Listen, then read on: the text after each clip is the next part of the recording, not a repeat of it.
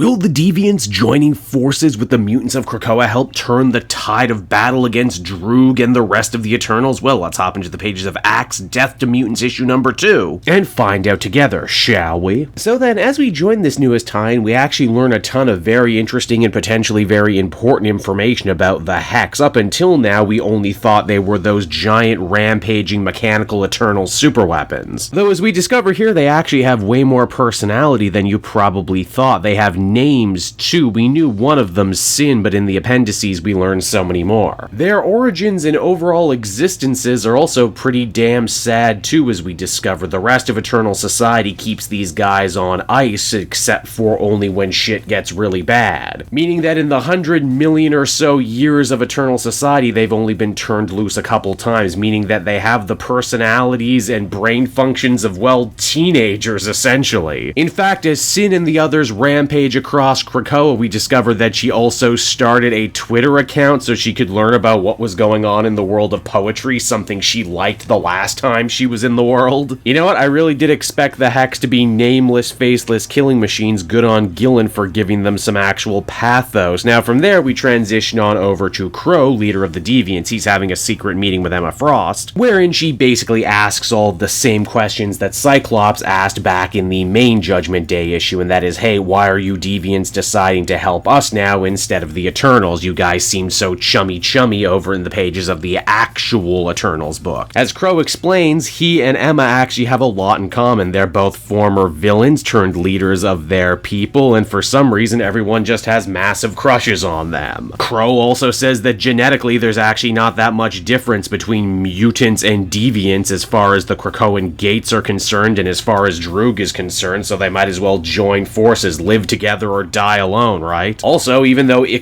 and the other Eternals were on good terms with Crow and his people, there's still a lifetime of bad blood to work through. In fact, in many ways, Crow says he feels like his entire life the Judge Celestial has been hanging over his head, and that his people have never truly felt loved until, well, right now. They've joined the mutants in their battle to protect their homeworld, to make it so Krakoa doesn't become the next Lumeria. And you know what? The Celestials actually seem to agree that that was the right thing to do, giving the Deviants the thumbs up that they've basically always wanted in this big game of Judgment. Though, as we will discover through the rest of this story, the Celestials' actual criteria for Judgment is a little all over the damn place. Keep in mind the Deviants also weaponized their own people and pretty much catapulted them at their enemies. Now back over with A.X.E and the other good Eternals, Ajax figures the only way they're going to get out of this whole Judgment Day Celestial problem is if they can better understand and interpret the will of the Celestial they've built. After all, their old gods were cruel and unwieldy. Maybe this one will be different if they only take the time to understand what exactly this Celestial wants. A.X.E has no time for this and decides to step up to the religious pulpit to basically air all of his grievances with God. And man alive, does A.X.E have some harsh words for his people. He says that the Eternals have become abominations, a wayward warrior race with nothing to tether them to the rest of the world. He basically says that they need to be stopped before their deaths end up costing the lives of more humans. And here's the funny thing too, he's not just yelling at clouds right here, because again, the Celestial God is real and can hear him. You'd think by screaming at him, A.X.E would get a thumbs down, but no, actually, the Celestial God says that he will need to do more determination for A.X.E on whether or not he gets a thumbs up or a thumbs down. Weirder still, if you're keeping track at home, Makari actually gets a thumbs down because she knew what she was doing was wrong but still pushed ahead anyway, but Faustus of all people actually ends up getting a thumbs up, even though he turned out to be the secret villain of the first Kieran Gillen arc. Apparently the Celestial really liked the idea that he stood by the X-Men and helped them out in their time of need, even though the Eternals like Droog are actively hunting the X-Men right now. Again, what can I say? God works in mysterious ways, and God's judgment is even stranger. In fact, people like Emma are actually a little upset that God found them wanting. I mean, she's tried harder than just about anyone to try and make Krakoa a good place to live, to try and cut through all the evil machinations of the other members of the Quiet Council. And yet, despite all of that, she gets a thumbs down. I mean, that seems kind of unfair, right? Luckily, Crow is here to pick her up by saying, you know, we Deviants have an old expression, and that is the Celestials can go fuck themselves. That's not me making a joke or editorializing either. That is literally the Deviant expression. They are a lyrical people, are they not? Now, it's in this issue, too, we also hook back up with Cersei and Jack of Knives. You'll remember at the end of the previous issue of the main Judgment Day series, they had gone to the Expulsion to try and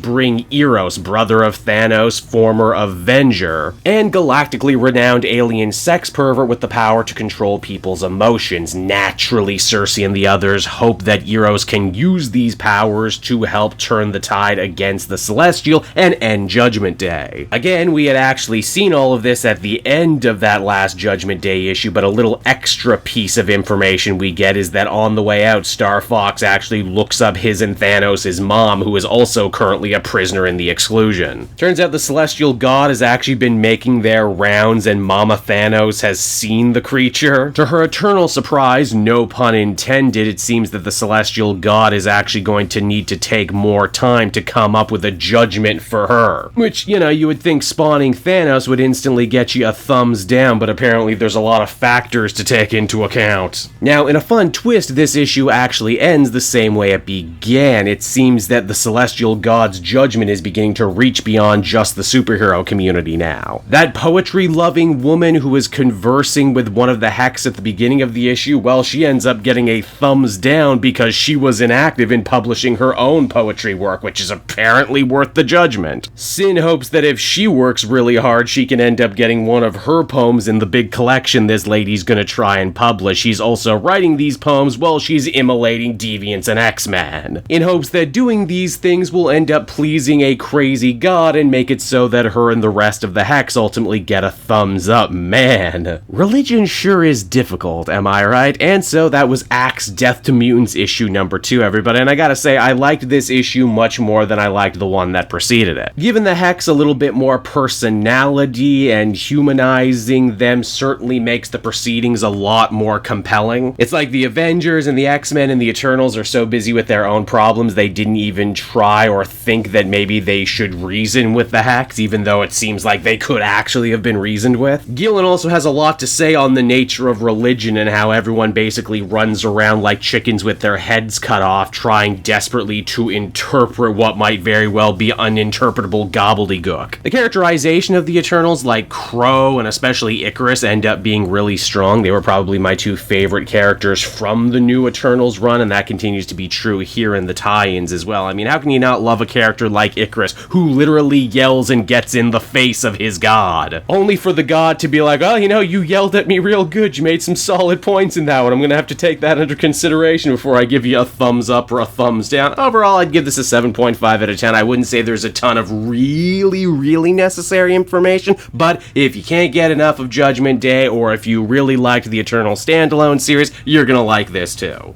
Hey there everyone, it's your pal Cape Joel again, and if you're seeing my face right now, that means you watched to the end of the video, and I'll always be grateful for that. Retention helps in this crazy YouTube game, and so does becoming a patron. If you head on down to the description, you can find a link to my Patreon page. Recently just redid all the tiers, a lot of cool stuff offering up there, exclusive commentaries, exclusive polls, behind the scenes concept art for Capes and Quest, that's the brand new D&D show I've started soon. Never been a better time to become a patron. You can become a patron for as little as $1 a month and help the channel grow and, help me continue to deliver content like what you just saw. So I want to thank you all, and I will see you again next time. Bye-bye.